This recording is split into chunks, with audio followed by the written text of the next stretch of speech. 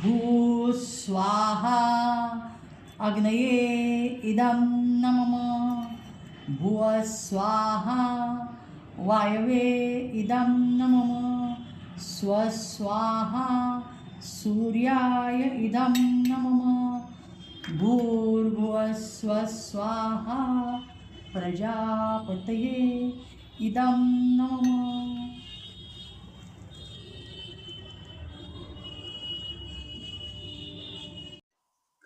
नमस्कार, मी प्राध्यापिका मेधा दाते.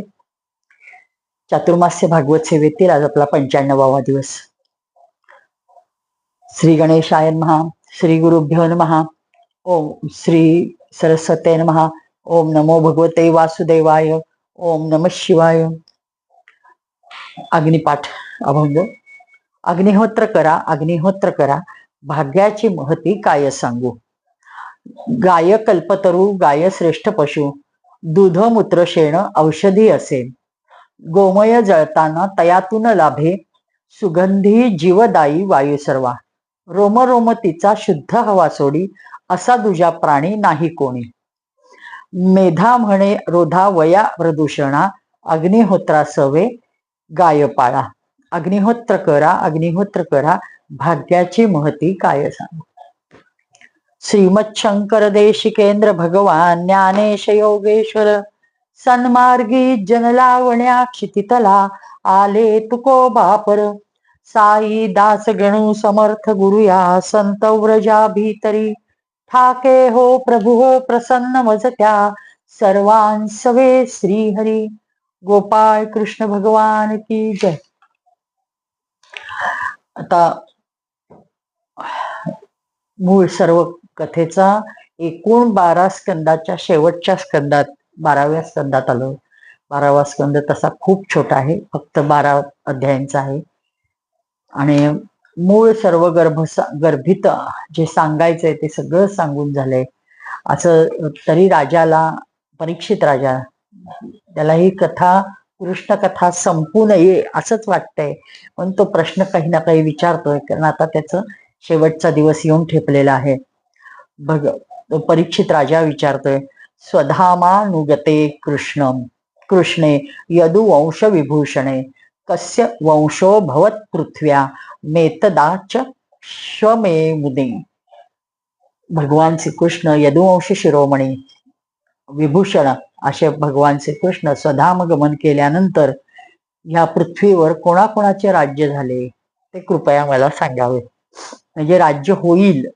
आणि हे जे पुढं घडणार आहे, की जे आज आपण अनुभवतोय ते सर्व हे सांगतायत शुक महामुनी. ते सांगतात, राजा प्रिय परीक्षिता, मी तुला 9व्या स्कंदात हे पूर्वी सांगितलंय की जरासंधाच्या वंशातला त्याचे पिता बृहद्रथ वंशात शेवटचा राजा होईल. आणि पुरंजय आणि त्याच्या मंत्र्याचे नाव असेल शुनक. तो स्वामीला मारेल आणि राजा बनेल. आणि हे सगळं जसं म्हणजे मी तुला सांगितलं त्याप्रमाणेच घडलेलं आहे. तो राजसिंहासनावर बसला. त्याच्यापासून सलग त्याची 10 वंशज झाले. त्यांच्यातला शेवटला प्रद्योतन, ते 138 वर्ष त्यांनी पृथ्वीचा उपभोग घेतला. हे मी तुला सांगितलं. त्याचप्रमाणे आता पुढं शिशुनाग वंशाचे राजा गादीवर बसले. आणि शिशुनागापासून पुढं पुन्हा 10 राजे झाले. त्याच्या अजय, आणि ह्या अजयाचा पुत्र नंदीवर्धन महानंदी जन्मला. आणि त्याचे असे हे 10 राजे त्यांनी पण या पृथ्वीवर 360 वर्ष राज्य केलं. परीक्षित, महानंदीच्या क्षुद्र पत्नीच्या गर्भातून नंद नावाचा मुलगा जन्माला आला. म्हणजे आपल्याला जे नंदाचा राज्याचा शेवट करेन हा चाणक्यांची प्रतिज्ञा असते, तो हा नंदाचा हा फार बलवान होता. महानंद महापद्म नावाच्या निधीचा अधिपती असेल, त्याला महापद्म म्हणतात. तो क्षत्रिय वंशाच्या विनाशाचे कारण, त्याला परशुराम म्हणायचे. तो शूद्र वर्णाचा होता. आणि त्याच्यापासून शूद्र अधर्मी हा प्रजेची वाढ झाली. आणि तो एकदा पृथ्वीचा एकछत्री शासक होता. तो क्रूर होता. त्यांनी सर्व शासनाच्या अति क्रूरतेचे सर्व उच्चांक गाठले. म्हणजे सुमाल्यादी 8 पुत्र असतील त्याला, आणि ते सर्वच्या सर्व राजे होतील असं सांगितलंय, म्हणजे पूर्वी सांगितलेलं आहे. पृथ्वीचे 100 वर्ष ते राज्य उपभोगतील. आणि मग कौटल्य, वात्सायन, चाणक्य नावाने प्रसिद्ध असलेला एक ब्राह्मण विश्वविख्यात या नंद आणि त्याच्या सुमल्यादी 8 पुत्रांचा नाश करेल, आणि मग मौर्य वंशीय राजा राज्य करेल पृथ्वीवर, आणि तोच चंद्रगुप्त मौर्यास राज्यपदावर बसवेल. आणि चंद्रगुप्ताचा पुन्हा अशोक, नंतर वर्धन, असं करून त्याचेही पुत्र मौर्य वंशाचे 10 नरपती कलियुगात पुन्हा 138 वर्षे या पृथ्वीचा राज्यकारभार करतील.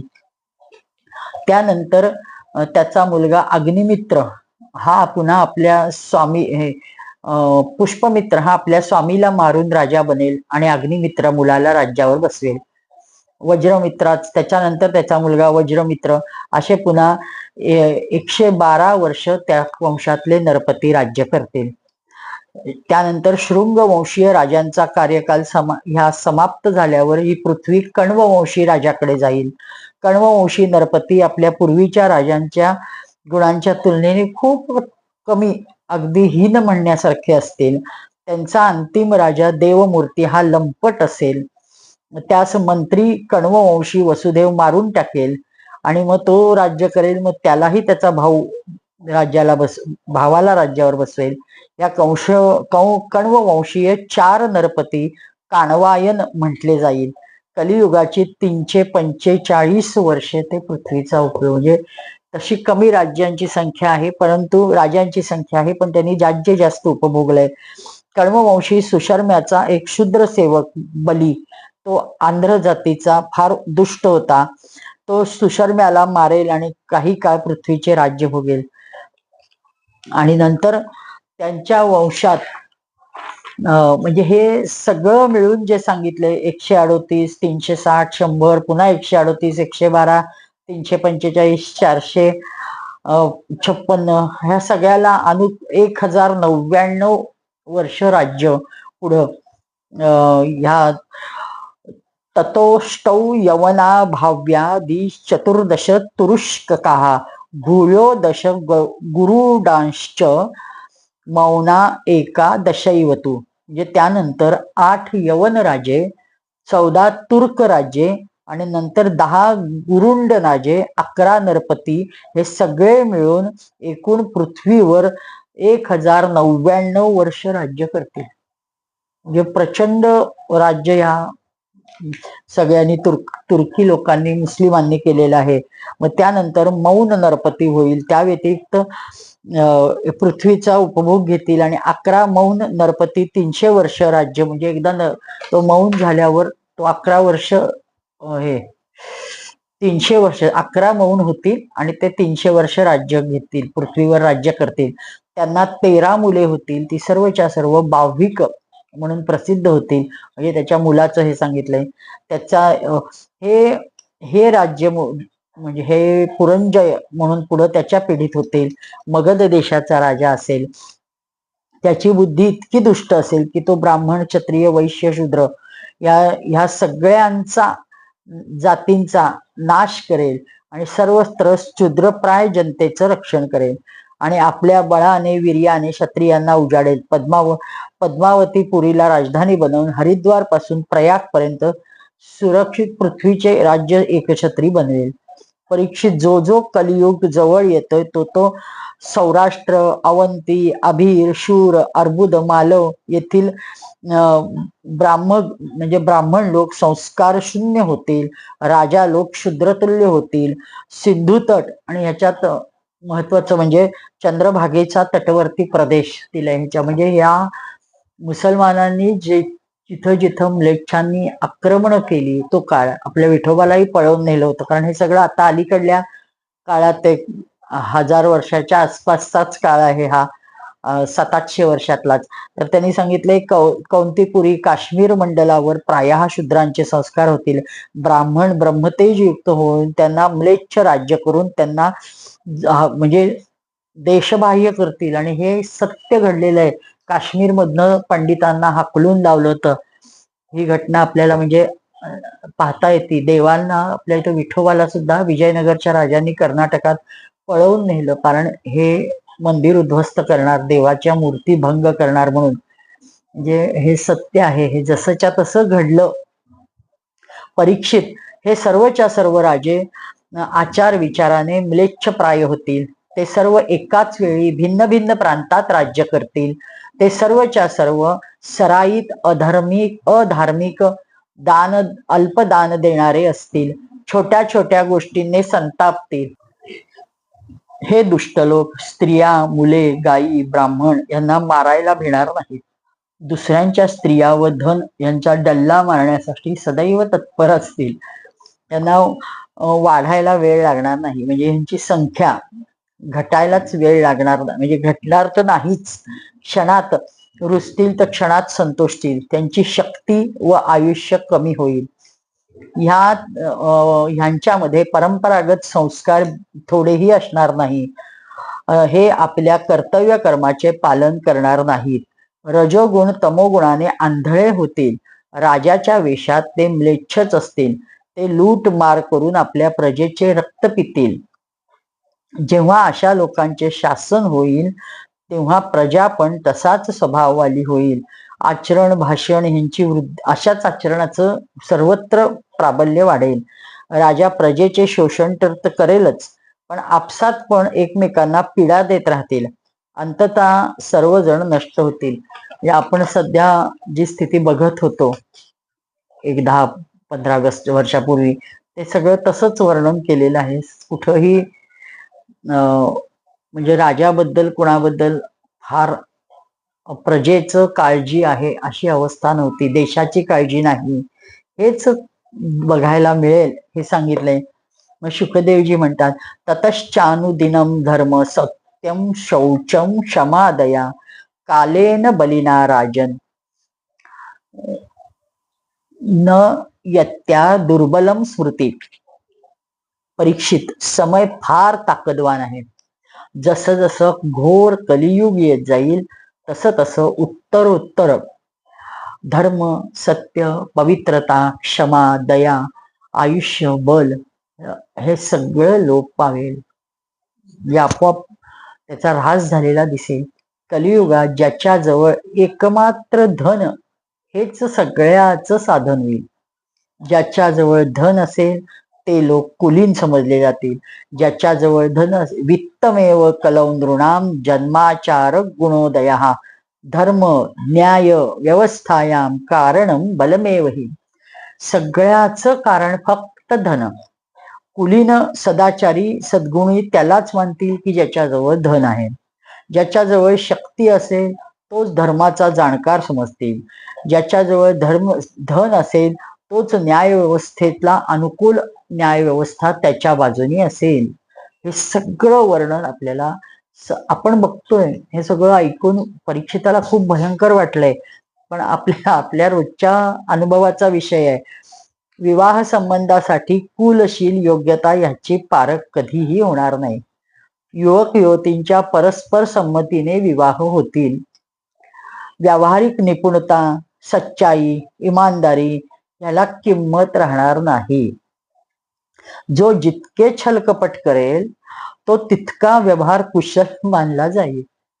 हे सत्य आहे ना, अक्षरशः सत्य आहे.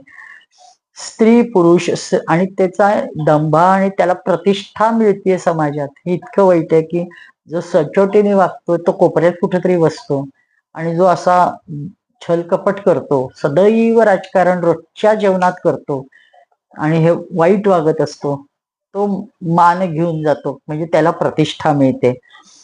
स्त्री पुरुष श्रेष्ठतेचा आधार त्यांचे शील संयम हे न राहता केवळ रती कौशल्यता हे राहील. ब्राह्मणांची ओळख त्याचे गुण स्वभाव यांनी न होता फक्त यज्ञोपवितावर न होईल. म्हणजे हे आपलं सत्य आहे. म्हणजे मी स्वतः ब्राह्मण कुळातले आहे. फक्त मुंजीवर आपण पैसा वाटेल तेवढा खर्च करतो, एक जेवण काय घालतो, पण त्या संस्कार करायचे असतात. चालत आलेली परंपरा आहे, पण त्याच्यानंतर काय धारण करायचं असतं ते करतो का? काहीच केलं जात नाही. फक्त एक जानवं घातलं की संपलं. एवढाच काय तो यज्ञोपवीत धारण करायचा आपला उद्देश आहे. आपण फक्त बाकी काहीही नाही. हे किती सत्य दिलेलं आहे. कोणत्याही आश्रमाची ओळख त्यांच्या चिन्ह स्वीकारण्यावरनं होईल. म्हणजे ज्याप्रमाणे दंडकमंडलूवरून संन्याशी ओळखला जाईल. एक दुसऱ्याचे चिन्ह स्वीकारणे म्हणजे त्या आश्रमात प्रवेश करण्यासारखं होईल. जो लाच देण्यास व धन खर्च करण्यास असमर्थ होईल त्यास न्यायालयात न्याय मिळणार नाही. सत्य आहे. जो बोलण्या चालण्यात चलाख आहे तेवढा तो मोठा पंडित म्हणला जाईल. पांडित्य नसलं तरी चालेल, फक्त बोलायला चतुरता पाहिजे आणि कोणापुढे बोलायचं ह्याचं ज्ञान पाहिजे की संपलं. मग म्हणजे गुंडाळण्याची कला थोडक्यात. असाधुतेचे दोषी होण्याचे एकच ओळख की तो गरीब आहे. जो जितके अधिक दंभ पाखंड करेल तो तेवढा माणूस मोठा माणूस साधू समजला जातो. विवाहासाठी एकमेकांची स्वीकृती एवढंच पर्याप्त राहील. शास्त्रीय विधी विधानांना संस्कार आदींना काही आवश्यकता नाही मानली जाणार नाही. केस विंचरणे कपडे झकपक करणे ह्यालाच स्नान समजले जाईल. आज हे बघतोय सकाळच्या म्हणजे आमच्या इथं इंजिनिअरिंग कॉलेज आहे तिथं ती माझी भाची राहायची. तर लवकर आंघोळीला गर्दी असत असेल तुला किती वाजता हॉस्टेलवर किती वेळात म्हणजे गर्दीत जायला मिळतं का? तर ती म्हणे नाही नाही सकाळच्या घाईत खूप थोडे जण आंघोळी करतात. अहो म्हणलं पण कॉलेजला जाताना स्वच्छ नको वाटायला? म्हणे नाही ते फ्रेश होऊन जातात ना आणि खूप सेंट वगैरे मारून जातात, छान मेकअप करून जातात. म्हणजे काय हे सगळं हे दिलेलं आहे आपल्याला. सत्य बघायला मिळतं. लोक दूरच्या तळ्याला तीर्थ मानतील फिरायला जाण्यासाठी. जवळचं तीर्थ गंगा गोमती आई वडील यांची मात्र उपेक्षा करतील. डोक्यावर मोठमोठे केस कल्ले ठेवतील. हे शारीरिक सौंदर्याचे चिन्ह मानले जाईल आणि जीवनाची सर्वात मोठी इति कर्तव्यता ती होईल. इति कर्तव्यता असेल ती फक्त पोट भरणे. जो जितक्या धिटाळीने गप्पा मारेल तो तितका खरे बोलतो असं समजलं जाईल. त्याची पारख दुसरी केली जाणार नाही सत्याची. योग्यता चतुराईचे सर्वात मोठे लक्षण हेच होईल की मनुष्य आपल्या कुटुंबाचे पालन करेल. धर्माचे सेवन यशासाठी केले जाईल. अशा प्रकारे जेव्हा संपूर्ण पृथ्वीवरच अधर्माचा बोलबाला दुष्टांचा बोलबाला होईल तेव्हा राजा होण्याचा काही नियम नसेल. म्हणजे तेव्हा सगळेच म्हणजे हे कलियुगातले आपले आत्ताचे जे राजे आपण निवडून दिलेले म्हणतोय त्यांचे काही त्यांना नियम नाही असं सांगितलंय. नसेलच.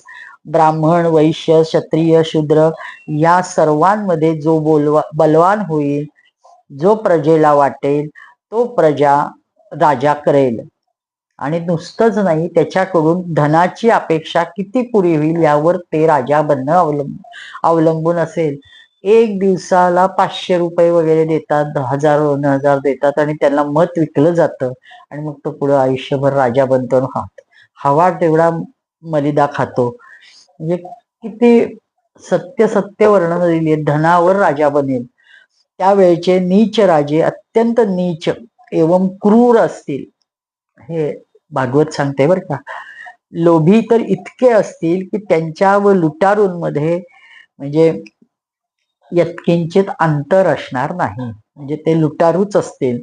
जे प्रजेची पुंजी लाटतील इतकेच नव्हे तर त्यांच्या पत्न्या सुद्धा लाटतील. त्यांना भिवून प्रजा पहाड जंगलात पळून जाईल तेव्हा प्रजा तरतरेचे शाक कंदमुळं मांस मधु फळ बिया खाऊन पोट भरतील. कधी पाऊस पडणार नाही तर कधी अवर्षण होते. कधी अवर्षण होईल तर कधी अति पाऊस पडेल. कधी कडाक्याची थंडी पडेल तर कधी बर्फ पडेल. कधी वादळ तर कधी उकाडा. कधी पूर येईल. अशा उत्पातांनी संघर्षांनी प्रजा अतिशय पीडित होईल नष्ट होईल.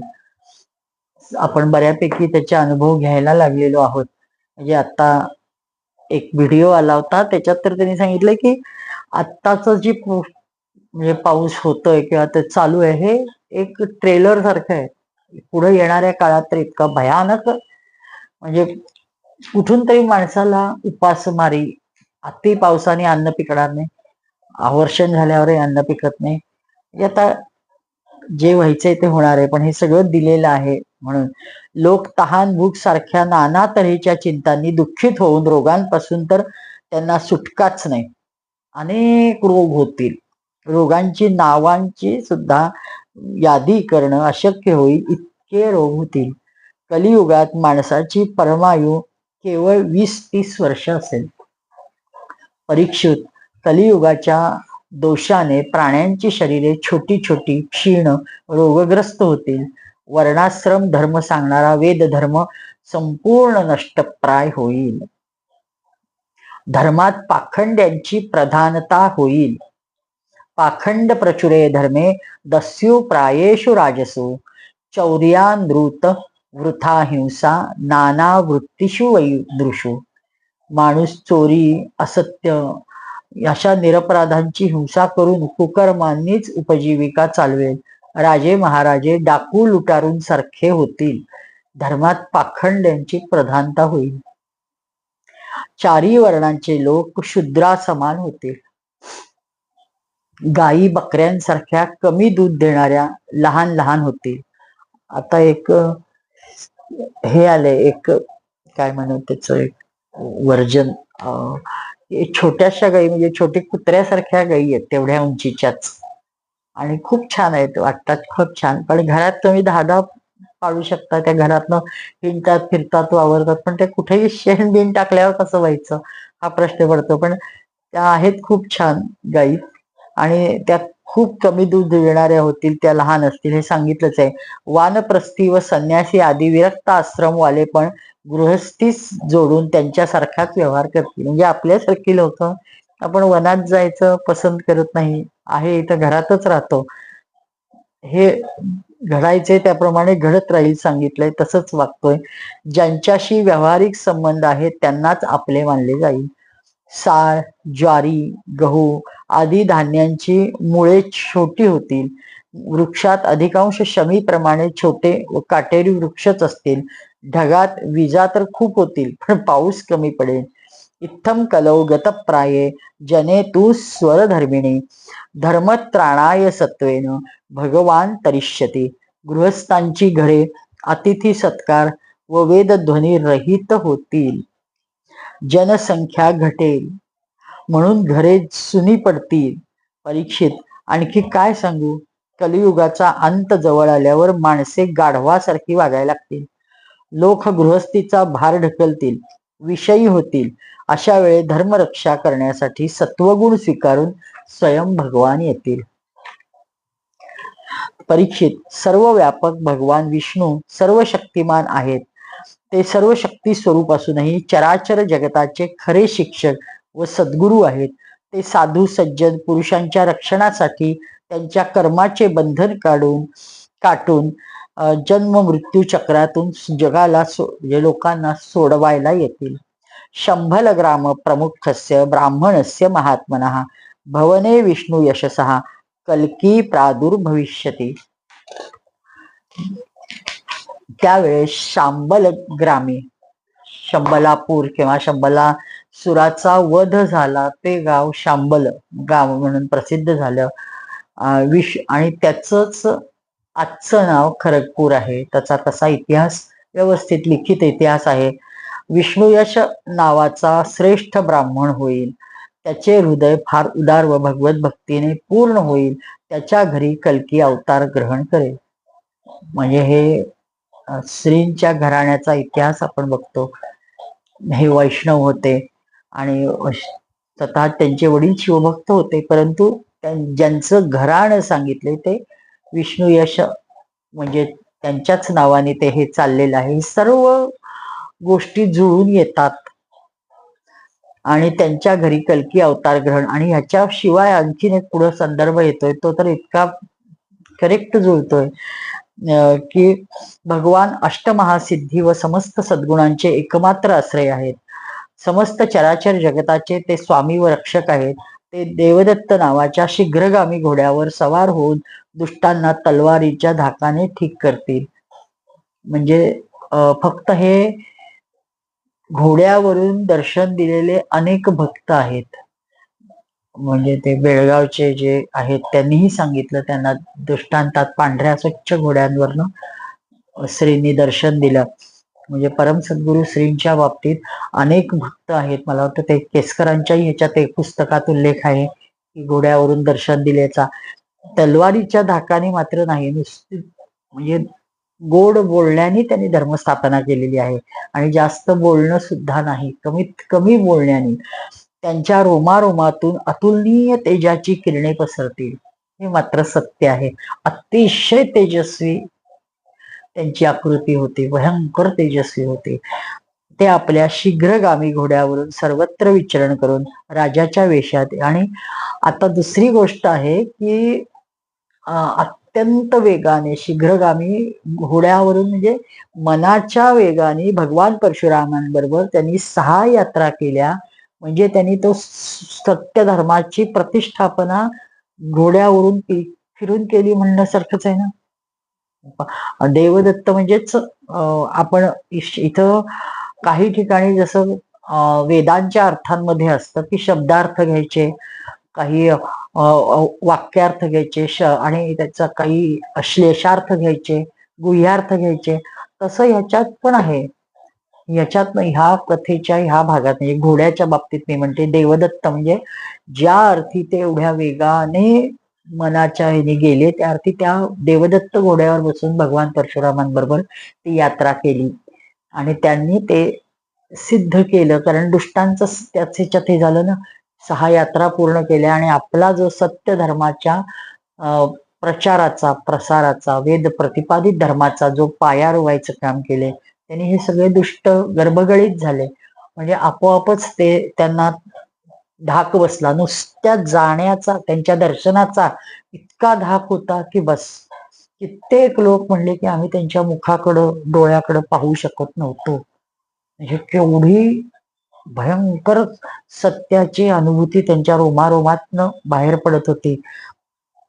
आणि राजाच्या वेशातील लपलेल्या कोटी डाकूंचा ते संहार करते. आणि इथं शब्दशः अर्थ नाही, हा श्लेष घेऊन करायचंय. कारण अनेक लोक त्यांचे अनुयायी झाले आणि त्यांच्या पुढे हात जोडून उभे राहत होते. राजे लोक म्हणजे आजचे जे काही निवडून आलेले होते ते. प्रिय परीक्षित, जेव्हा अशा वेळेस नगर देशातील साऱ्या प्रजेचे हृदय पवित्रतेने भरेल. कारण भगवान कल्कीच्या शरीरास लागलेल्या अंगरागाचा स्पर्श पाहून पवित्र वायूच्या स्पर्शाने भगवंताच्या श्री विग्रहाचा दिव्य गंध सर्वत्र पसरेल. आणि हे वैश्वानर रूपातल्या श्रींचा गंध आपण बघतोय की घरोघरी, जागोजागी, नगरोनगरी, देशोदेशी पसरलाय. 60-70च्या वर देश आज असे आहेत की ज्याच्यात आपण अग्नि उपासना चालायला लागली आहे. सत्य धर्माचा पुन्हा प्रवेश झालेला आहे आणि त्यातल्या वायूचा गंध हाच वैश्वानराचा गंध म्हणजे श्रींचाच आपण गंध म्हणू. त्यांच्या पवित्र हृदयात सत्वमूर्ती भगवान वासुदेव विराजमान होतील व मग त्यांची संतान पूर्वीसारखी धष्टपुष्ट होईल. आज पश्चिम जर्मनी पासून म्हणजे अनेकच देशात, पण पश्चिम जर्मनीत विशेषत्वाने आता नुकतं नवीन अग्नि मंदिर झालंय म्हणून दुसरं झालेलं आहे. त्यामुळं की हे लोक इतक्या पवित्र भावनेने यज्ञ करतात की नित्य यज्ञासमोर आपण बसतोय, यज्ञ पुरुषाला भजतोय, वैश्वानर परमेश्वर आपल्या समोर आहे या भावनेने ते करतायत. ते नक्कीच ही खूप छान गोष्ट आहे. म्हणजे त्याला कशाच्याच मर्यादा नाहीत, देश काल, स्त्री पुरुष वगैरे कशाच्याही मर्यादा नाहीत. अतिशय सुंदर असं त्यांचं काम त्यांच्याकडनं झालेलं आहे. ते त्या देवदत्त घोड्यामुळेच झाले आपण समजू म्हणजे घडलेलं आहे. प्रजेचे नयन मनोहारी हरीच धर्मरक्षक व स्वामी आहेत. तेच भगवान जेव्हा कल्की रूपात अवतार ग्रहण करतील त्याच वेळी सत्ययुगाला सुरुवात होईल. आपण हे सांगतोय, सत्ययुगाला सुरुवात झाली. प्रजा संतान स्वयं सत्वगुणयुक्त होईल. आता हळूहळू म्हणजे वाईट वागून दुष्टपणा करून लोक कंटाळली आहेत. कितीतरी काय म्हणतात धन गोळा केलेले, आपण म्हणजे फसवून जे धन लुबाडणारे आहेत असे सुद्धा आता ते काय करायचं पैशाचं. आणि तो पुढची प्रजा आपली संस्कारहीन होते हे बघितल्यावर आता त्यांना वाटायला लागले की नुसता पैसा देऊन उपयोग नाही.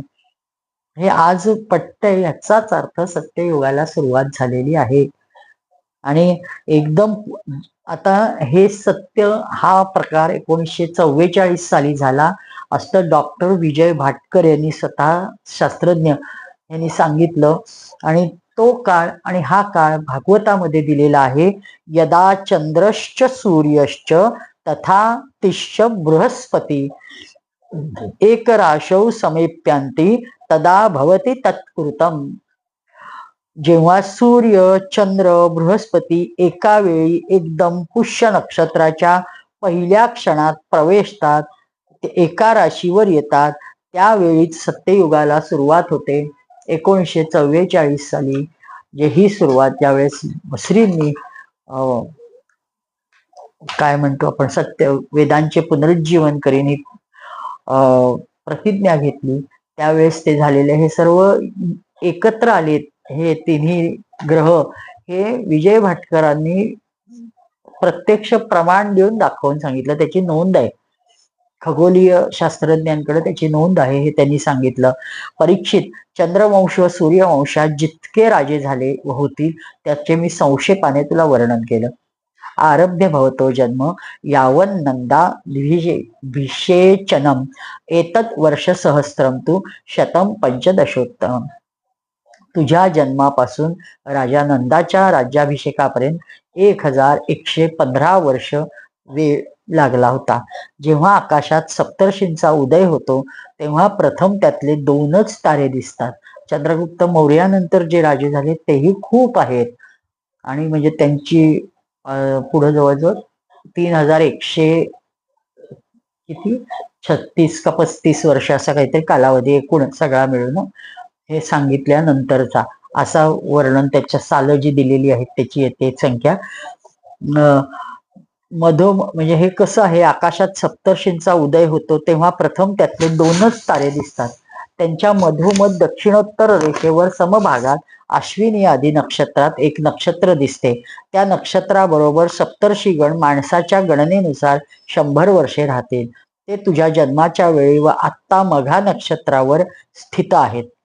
स्वतः सर्व व्यापक सर्व शक्तिमान भगवान शुद्ध सत्वमय विग्रहासह श्रीकृष्ण रूपात प्रकटले. त्यांनी जेव्हा आपली लीला सावरून परमधामी पधारले त्याच वेळी कलियुगाने ह्या संसारात प्रवेश केला. म्हणून माणसाची मती व गती पापाकडे आपोआप झुकली. यावत स पादपद्माभ्याम स्पृशन नास्ते रमापती तावत कलिर्वै पृथ्वी पराक्रांतू न चाशकत. जोपर्यंत लक्ष्मीपती भगवान श्रीकृष्ण आपल्या चरण कमलांनी पृथ्वीला स्पर्श करत होते तोपर्यंत कलियुग पृथ्वीवर पाय टाकू शकलं नाही. परीक्षित, ज्यावेळेस सप्तर्षी मघा नक्षत्रावर फिरणे करतात त्याच वेळी कलियुगास प्रारंभ होतो. कलियुग देवता कालगणनेनुसार 1200 वर्ष, माणूस कालगणनेनुसार 4,32,000 वर्ष आहे. जेव्हा सप्तर्षी मघातून चालून पूर्वाषाढा नक्षत्रात पोचतील तेव्हा राजा नंदाचे राज्य राहील. तेव्हापासून कलियुग वृद्धी सुरू होईल.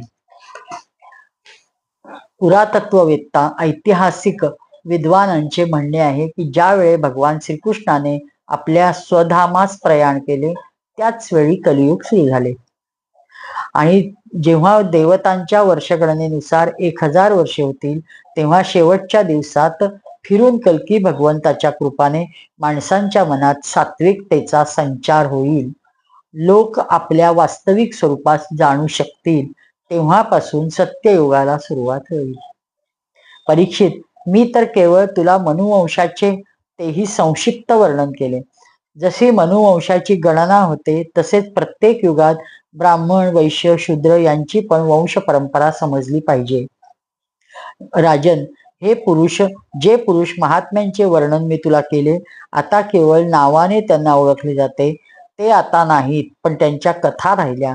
पृथ्वीवर जिकडे तिकडे त्यांची कीर्ती येईल ऐकू येते. भीष्म पितामहांचे पिता राजा शंतनूचे भाऊ देवापी इक्ष्वाकू वंशी मरू ह्यावेळे कलाप ग्रामात स्थित आहेत. ते खूप योग संपन्न आहेत. कलियुगांती कल्की भगवंताच्या प्रेरणेने व आज्ञेने ते पुन्हा इथे येतील पृथ्वीवर. अरे बापरे. व पहिल्या वर्णाश्रम धर्मानुसार विस्तार करतील. कृतम त्रेता द्वापारम च कलिश्चेती चतुर्युगम अनेन कृमयोगेन भुवी प्राणीषु वर्तते. सत्य, द्वापार, त्रेता, कली ही 4 युगे आहेत. ते आपापल्या वेळी पृथ्वीवर आपला प्रभाव दाखवतील. परीक्षित, तुला मी ह्या राजांची वर्णनं सांगितली. सर्व ह्या व्यतिरिक्त अन्य पण राजे या पृथ्वीला माझी माझी म्हणत त्यावर राज्य करतील. शेवटी मरून धुळीत मिसळतील. या शरीराला भलेही कोणी राजा म्हणू, पण शेवटी ह्यात किडा विष्ठा राखेच्या रूपातच परिणत होणार आहे. ह्या शरीरासाठी व त्यांच्या संबंधितांसाठी जो कोणी सतावतो तो आपला स्वार्थ जाणत नाही की परमार्थ नाही. कारण प्राण्यांना सतावणे सॉरी हे नरकाचे द्वार आहे. ते लोक हाच विचार करतात की माझे दादा, माझे आजोबा पणजोबा या अखंड भूमंडलाचे शासन करत होते. आता ते माझ्या अधीन कशा प्रकारे राहतील. ही पृथ्वी माझ्यानंतर माझी मुले नातवंडे हिचा उपभोग घेतील. ते मूर्ख या पाणी मातीच्या शरीराला आपलं सत्व मानतात. मोठ्या अभिमानाने डांगोरा पिटतात आणि मग ही पृथ्वी माझी माझी म्हणून शेवटी हे शरीर ह्या पृथ्वीवरच टाकून निघून जातात.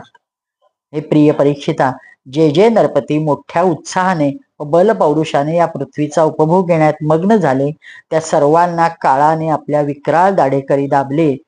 केवळ ते ऐतिहासिक कहाणीत राहिले. हे आता शुकदेवांनी का सांगितलंय तर आता परीक्षित पण ऐतिहासिक कहाणीत राहणार आहे. सगळ्यांना जावं लागलंय म्हणून शेवट त्यांनी असं सांगतात की आता कोण किती राजे महाराजे झाले तरी शेवट टिकले का. ते जायचं तर सगळ्यांनाच आहे. तू काही म्हणजे ह्याला वाईट वाटू नये, आपण चाललोय त्या मार्गावर आहे म्हणून हे सांगतायत शुक्र महामुनी. अगदी बरोबर त्याला त्याच्या आयुष्याच्या समाप्तीच्या काळाकडे घेऊन चाललेत ना, म्हणून ते सांगतायत बरोबर. खरंच हे मानसशास्त्रज्ञ होते ऋषीमुनी आपले.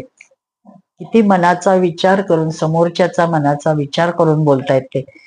परीक्षित, शुकदेवजी सांगतायत, परीक्षित, जेव्हा पृथ्वी पाहते की राजा लोक माझ्यावर विजय प्राप्त करण्यासाठी उतावीळ झालेत, तेव्हा तिला हसायला येतं. ती हसून म्हणते, किती आश्चर्याची गोष्ट आहे की राजे जे स्वतः मृत्यूचे खेळणे आहेत ते मला जिंकायला बघतायत. राजांना ही गोष्ट लपली नाही की ते एक ना एक दिवस जाणार आहेत, तरी पण ते व्यर्थ माझी कामना करतात. खरोखर या इच्छेने आंधळे झाल्यामुळे ते पाण्याच्या बुडबुड्याप्रमाणे क्षणभंगूर शरीरावर विश्वास ठेवतात आणि धोका पावतात. ते विचार करतात की सर्वप्रथम आम्ही मनास 5 इंद्रियांवर विजय प्राप्त करू. आपल्या आतल्या शत्रूंना वश करतील, कारण त्यांना जिंकल्याशिवाय बाहेरच्या शत्रूंना जिंकणं कठीण आहे. त्यानंतर आपल्या शत्रूंचे मंत्री, अमात्य, नागरिक, नेते, समस्त प्रजा, सेना वश करायची. जो कोणी आपल्या विजयी मार्गात काटे रोवेल त्याला पण जिंकायचे. अशा प्रकारे हळूहळू क्रमाने सारी पृथ्वी आपण जिंकत आपली करायची. एवं क्रमेण जेष्याम पृथ्वीम सागरमरेशखलाम इत्याबद्ध हृदयान पश्यन्त्यांती केन्नकम. म्हणजे मग समुद्रच आमच्या राज्याच्या सीमेचे काम करेल एवढी पृथ्वी आपण माझी माझी करत ताबा मिळवू, असे मनाच्या कल्पना ते करत. अशा प्रकारे ते मनात आशा बांधत की अशा वेळी त्यांना बिलकुल शुद्ध नसते की काही काळ आपल्यावर म्हणजे गिरट्या मारत आहे. आपण हे सगळं कधी करायला जाणार आहे, काय म्हणजे इच्छा हवी हवे हवे पण किती करणार. एवढंच नाही तर जेव्हा एक द्वीप त्यांना वंश होतो तेव्हा ते दुसऱ्या द्वीपावर विजय मिळवण्यासाठी शक्ती व उत्साहावर समुद्र यात्रा करतात. आपल्या मनाला इंद्रियांना वश करून लोक मुक्ती मिळवतात, परंतु हे लोक मात्र त्यांना भूभाग हवा म्हणून थोडासा थोडासा भूभाग आपला काबीज करत राहतात. इतके परिश्रम व आत्मसंयमनाची ही किती तुच्छ फळ आहे. इतके परिश्रम व म्हणजे ह्यापेक्षा आत्मसंयमन केलं आणि एवढेच परिश्रमाने तर किती श्रेष्ठ फळ मिळेल. हे किती तुच्छ आहे. ती पृथ्वी मिळालेली बरोबर येणार आहे का, की त्याचं फळ बरोबर येणार आहे? काहीच नाही. नुसतं हे पृथ्वीवर राज्य केलं म्हणून प्रचंड परिश्रम घ्यायचे, युद्ध पुकारायचं, त्याच्यावर आक्रमण करायचं आणि ताब्यात घ्यायची.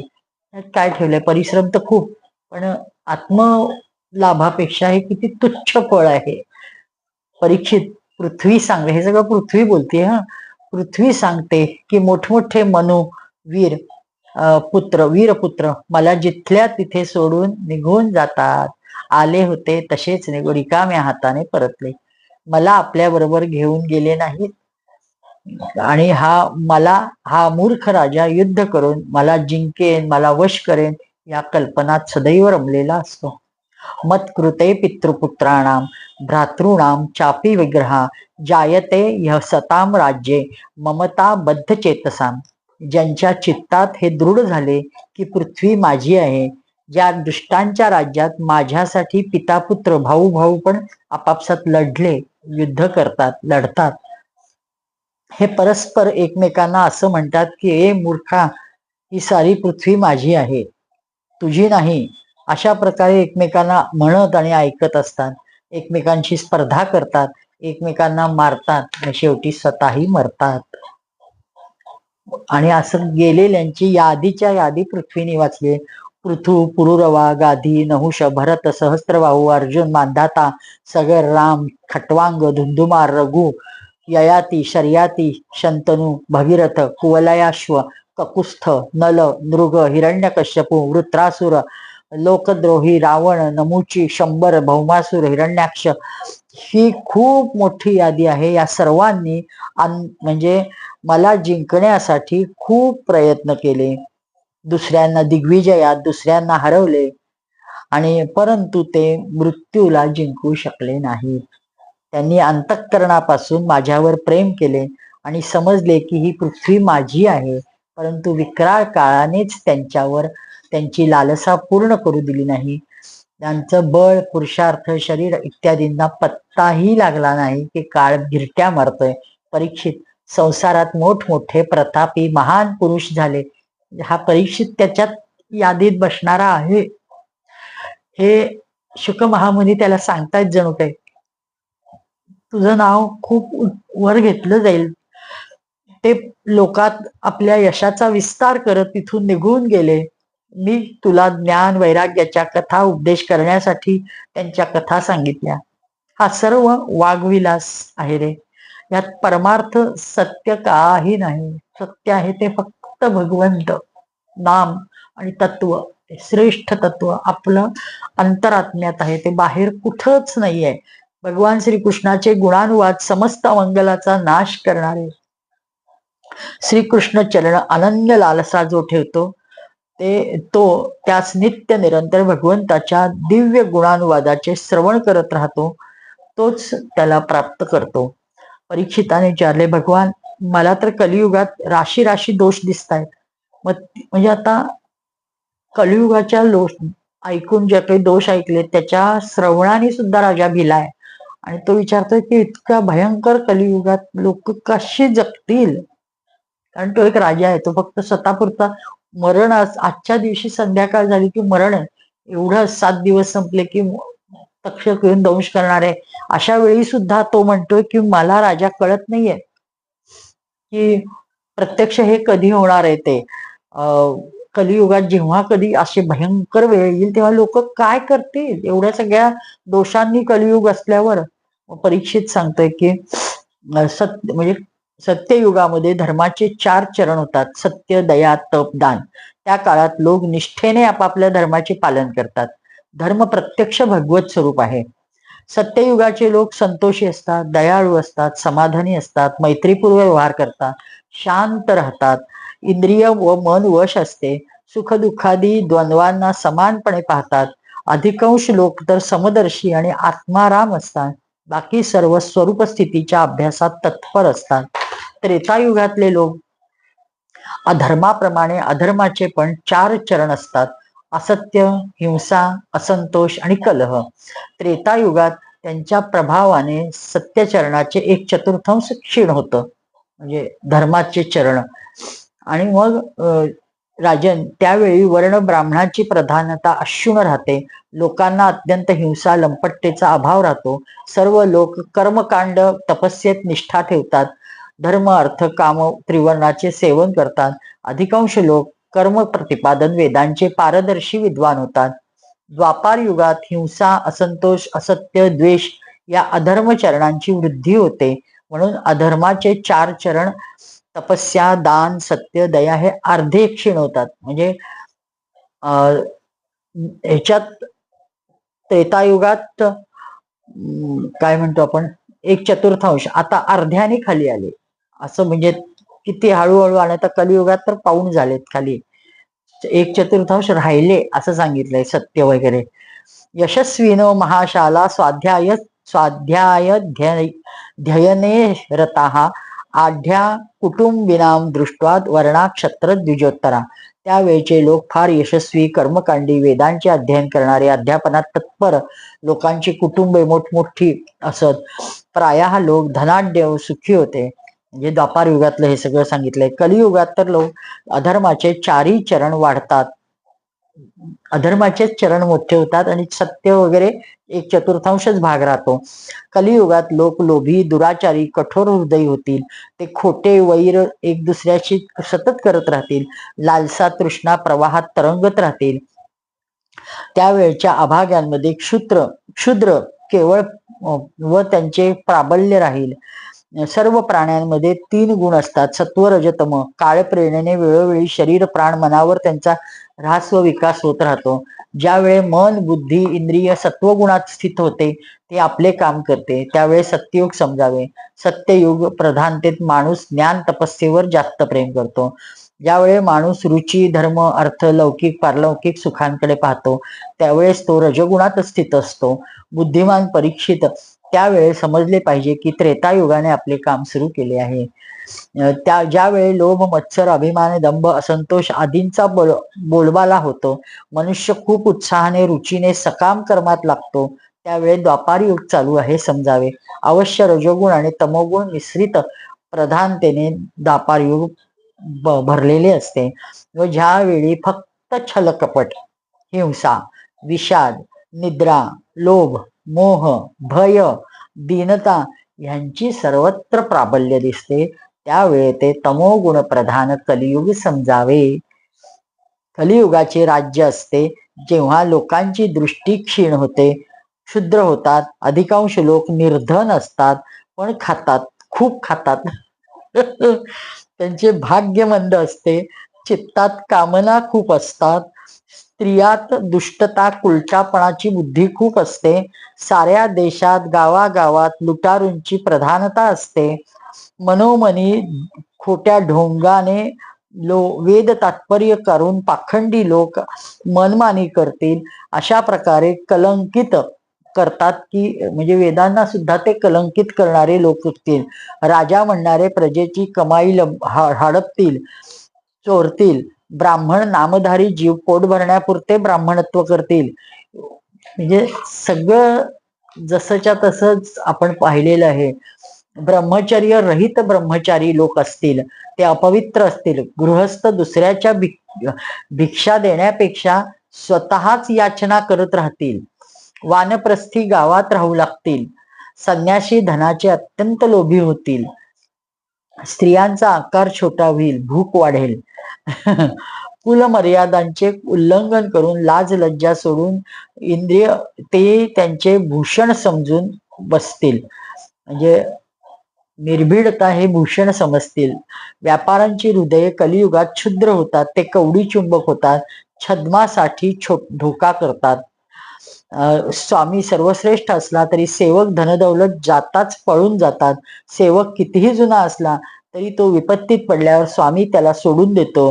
आता आणखी काय सांगावं, कलियुग असं गायी भाकड होतील तेव्हा त्यांची सुद्धा निगा मालक लोक राखणार नाहीत, गायींना सोडून देतील. प्रिय परीक्षित, कलियुगात माणूस फार लंपट असेल, कामवासनेने तृप्त करण्यासाठी त्याची कामवासना भडकलेली असेल, विषय लोलूप असेल, तो दीन असेल, भाऊ बंधू मित्र स्नेही माता पिता कोणाचेही सल्ले न म्हणजे सल्ल्यांना जुगारून देऊन तो फक्त पैसेवाल्यांचा सल्ला मानेल. हे भयंकर काळचं वर्णन कलियुगाच्या केलेलं आहे. कलियुगात असे खूप दोष आहेत, सगळ्या वस्तूत दूषित असणारे, स्थानात दोष आहे, प्रधानता आहे, सर्व दोषांचा मूळ स्त्रोत अंतःकरण आहे, तेही दूषित असेल. पण ज्या वेळी पुरुषोत्तम भगवान हृदयी विराजमान होतील त्यावेळी हे सर्वच्या सर्व दोष जातील. भगवंताचे रूप, विग्रह, धाम, लीला, नाम यांचे श्रवण, संकीर्तन, ध्यान, पूजन हे ते माणसाच्या हृदयात येऊन ते विराजमान होतील. ते जर फक्त केले तर, आणि म्हणजे त्याच सांगताना फक्त हे सार सांगितलंय की भगवंताचं नाम घेतलं तरच, श्लोकच मला लक्ष सापडेना, फक्त कलियुगामध्ये भगवंताचं नाम इतकं श्रेष्ठ आहे, ते नाम घ्यायचं आणि भगवंताला स्मरण करायचं. त्याच्यात अंते जर अविरत घेत राहिलं, कलेर दोष निधे राजन नास्ती हेको महान गुणः कीर्तना देव कृष्णस्य मुक्त संग परम व्रजेत. परीक्षिता, हे कलियुग दोषांचा महासागर आहे, खजाना आहे. इतके दोष आहेत, इतके दोष आहेत, इतके दोष आहेत की सुमार नाही. परंतु ह्याचा एक फार मोठा गुण आहे, फार मोठा, की तो गुण असा आहे की कलियुगात केवळ भगवान श्रीकृष्णाच्या संकीर्तनाने, नामस्मरण करण्याने, गुण गाण्याने साऱ्या आसक्ती सुटतील, सारे लोभ सुटतील, सारे दोष जातील. जर पूर्वी केलेले महापातक असतील तर ते सर्वांचा ऱ्हास होईल. इतकी ताकद नामस्मरणात आहे. आणि ते कलियुगामध्ये अशामुळं अनेक साधू पुरुष, अनेक लोक कलियुगात जन्म घ्यायला त्यांना आवडतंय, हवं म्हणतील. कारण कितीही दोष असले तरी गुण एवढा मोठा आहे की त्याच्या परमात्मा प्राप्ती सहज होणार आहे. म्हणून ते म्हणतात की आम्हाला कलियुगातही जन्म चालेल. कृते यद ध्यायतो विष्णू त्रेतायाम यजतो मखई द्वापारे परिचर्यायाम कलो तद्धरी कीर्तनात. सत्ययुगात भगवंताचे ध्यान करण्याने, त्रेतायुगात मोठमोठ्या यज्ञाने त्यांची आराधना करण्यामुळे, द्वापार युगात विधिवत पूजा करण्याने जे फळ मिळते ते कलियुगात फक्त नामस्मरण, त्यांच्या संकीर्तनाने, नामात रमण्याने मिळते. किती साधं आणि सोपं कलियुगातलं हे साधन आहे. त्यामुळं खूपच कलियुगातल्या या बाकीच्या दोषांकडे न बघता फक्त नामस्मरणामुळे लोकांना कलियुग प्रिय वाटतं.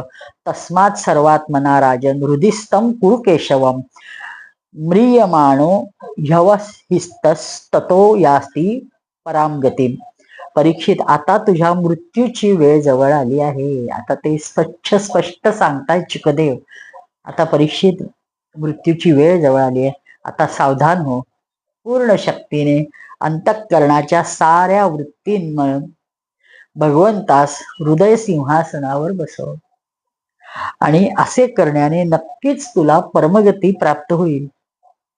जे लोक मृत्यूच्या निकट जातात त्यांनी सर्व प्रकारे परमैश्वर्यशाली भगवंताचेच ध्यान करावे.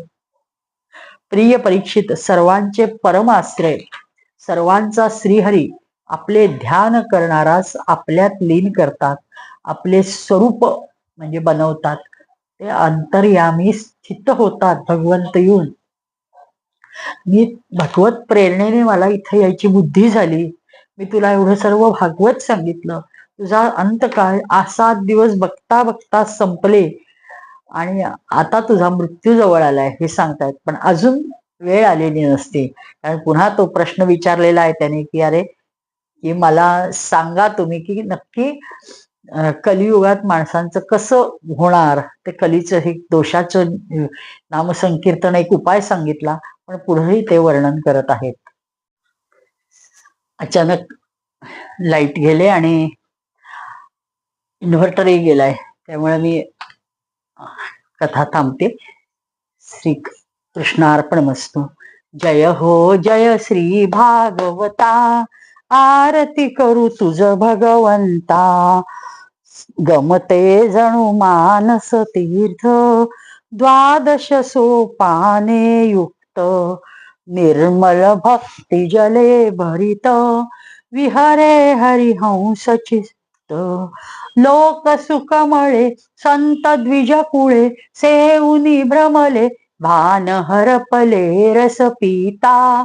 आरती करू तुझ भगवंता. ग्रंथ नव्हे हा श्री कृष्ण, गीते वेदी मन पूर्ण. अनन्य होता या शरण, खचित टळे जन्म मरण. त्रिताप जाती चिरये शांती, नाथ हि वदती रामपदी ठेवू माथा. आरती करू तुझ भगवंता. जय हो जय श्री भागवता, आरती करू तुझ भगवंता. गोपाल कृष्ण भगवान की जय. करुणा निधे प्रभोनो, दोषान् क्षमस्व भगवन्. सुचिरात् प्रसुप्त देशं, परिबोधयाशु भगवन्. भुवि भूत सर्वभाषा, परिपूरिताभिलाषा. श्वसितीव देव भाषा, तां पालयस्व भगवन्. आसीत् कदाचिदेषा, वाणी विशुद्ध वेषा. अधुना लवावशेषा, तामाश्रयस्व भगवन्. देशे स्वतन्त्रतायाः, प्राचीन सभ्यताया. समयं समर्गताया, पुनरानयस्व भगवन्. करुणानिधे प्रभोनो, दोषान् क्षमस्व भगवन्. सुचिरात् प्रसुप्त देशं, परिबोधयाशु भगवन्. गोपाल कृष्ण भगवान की जय. देवदेवेश्वर भगवान परशुराम भगवान की जय. परम सद्गुरु श्री गजानन महाराज की